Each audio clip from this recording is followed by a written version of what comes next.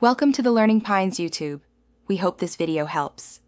You start by confirming your Windows edition supports Bitlocker and that you have admin rights. Insert the USB drive and notice letter, then back up any files you need. Encryption can't be reversed without the key. Once done, open Control Panel or Settings and locate Device Encryption or Bitlocker Drive Encryption. You will initiate protection there.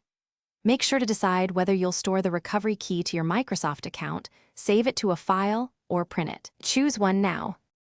You'll now configure Bitlocker options for the Pendrive step by step. Click Turn on Bitlocker for the correct drive, then pick how you unlock it. Password is simplest. Enter a strong, memorable password and confirm.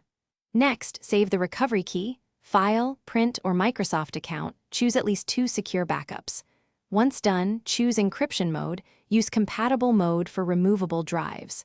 Start encryption and watch progress. Make sure to leave the drive connected until it finishes to avoid corruption. You finish by verifying the drive shows as encrypted in Bitlocker status and testing the unlock process on another PC to confirm portability. Once done, if Windows blocks encryption, make sure Group Policy allows removable drive encryption or enable TPM in firmware when required.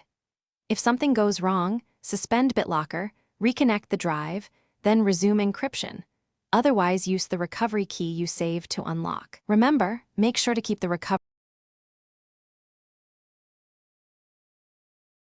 Thanks for watching. Consider subscribing if we helped you.